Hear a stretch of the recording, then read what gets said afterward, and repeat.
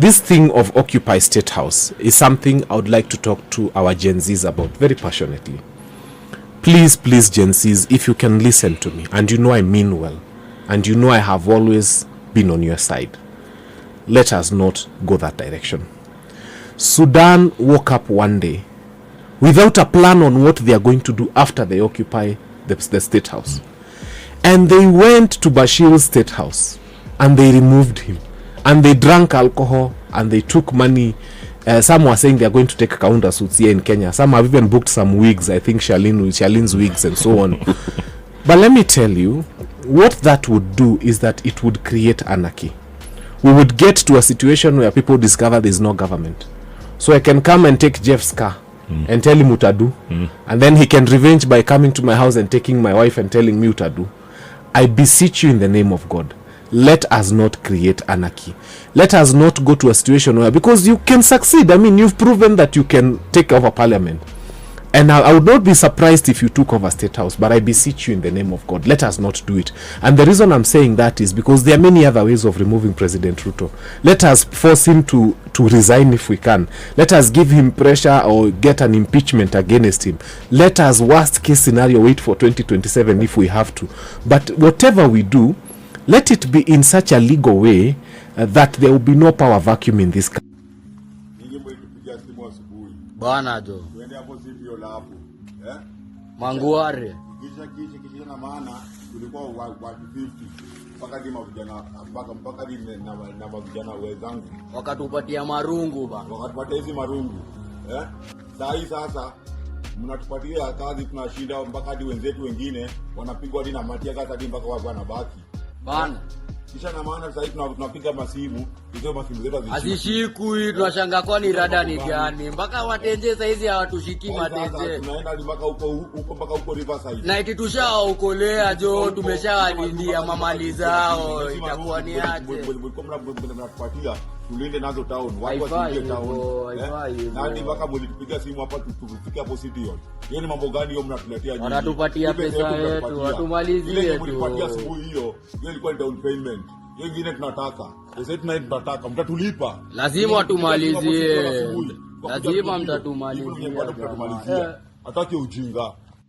We are in an extremely difficult place where if we are not careful, not many countries have gotten to this point and turned back. There are some that 20, 30, 50 years are still trying to turn back actually, after moments such as this. Therefore, this calls for introspection. This calls for a rethink. This calls for serious empathy on our part as a leader. And I have said this many times on the floor of this House, Mr. Speaker, that the challenges that we face as a country, on many occasions, we have very limited choice. First, in terms of whether to tackle or not, but second and most importantly, on what has been our input as any individual who's in a position of responsibility to get the country. I honestly do not need all that money. Even if I ran up and down the expressway for a year, I would never exhaust 370,000 Kenyan shillings. So, Honorable Speaker, we must do this so that we demonstrate to the people that we are serious about what we are talking about. We need to relook at our budgets in this House, and see where we can make major concessions and cuts for members of the public to feel that we are actually lessening the burden and not increasing the burden. And I want to give a personal example, and you'll forgive me if I'm giving out house secrets. Honorable Chair, when I became the Deputy Minority Whip, I was allocated a vehicle, a GK vehicle. On the first day that I used that car to go home, I passed through the expressway. I was shocked, Honorable Speaker, at the amount of money that is on my ETC card for my parliamentary car. As of this morning, when I used that same car to come here, there is 377,000 Kenyan shillings on my ETC. It does not make sense. It does not make sense, Honorable Speaker. So what you do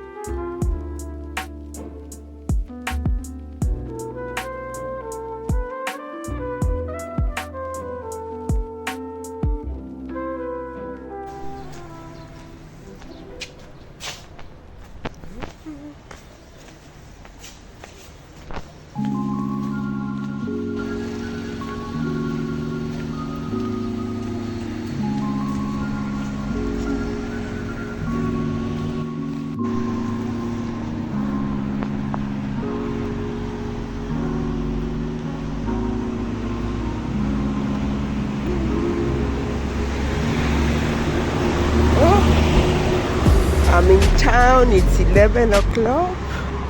I had come to church in town, but where I go to church, they decided not to have the service today because of the Saba peace demos.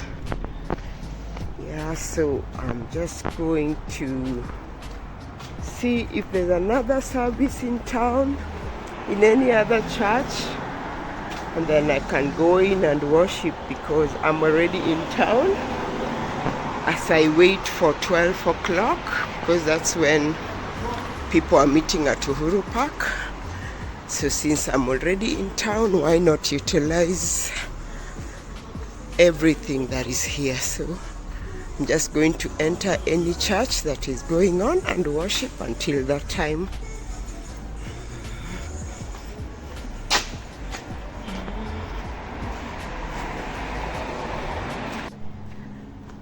This is the situation in town. Being a Sunday, there's not so much happening. Yeah, people are going about their usual business. And of course, being a Sunday, I'm sure many people as possible will avoid being in town because of known reasons. Yeah, so this is uptown. I am along, which street is this? I'm very poor with streets. I just know it's uptown. Yeah, so town is a bit deserted, but it's still early because it's not yet 12. So we are waiting to see what will happen. This is Tubman Road along Biashara Street. You can see City Market.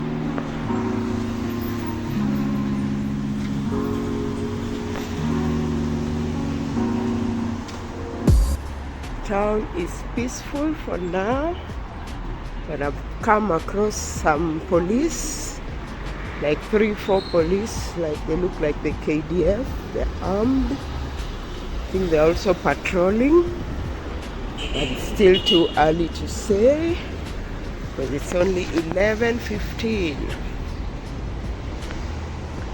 So I'm still in town. It's actually 11 o'clock. We have 1 hour to go. So I'll just be in town. I'm confirming with my sisters if they're coming. Yeah, after church. So let's look at the situation in town. So far so good. It's a Sunday morning. Nothing much happening. People going about their own business. Those who've opened their businesses, those who are going to church, coming from church. Yeah, everything seems good to go.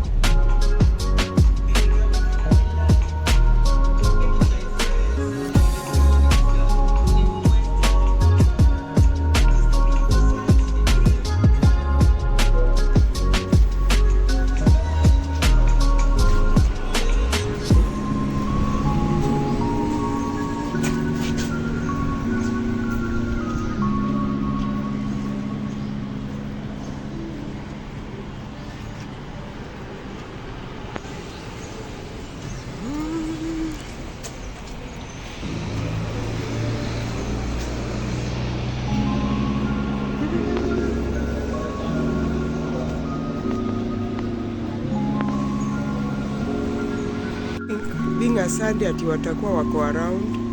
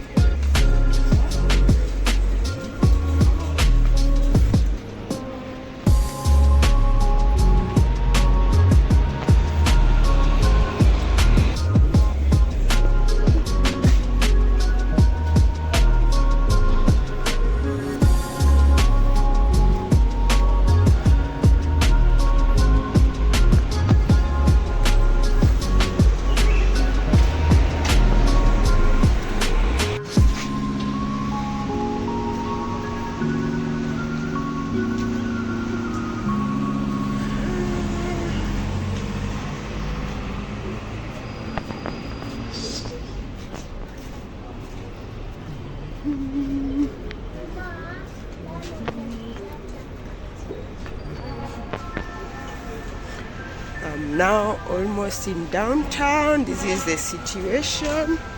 If you can see from far, that's archives. There are more people this side than uptown. Yeah.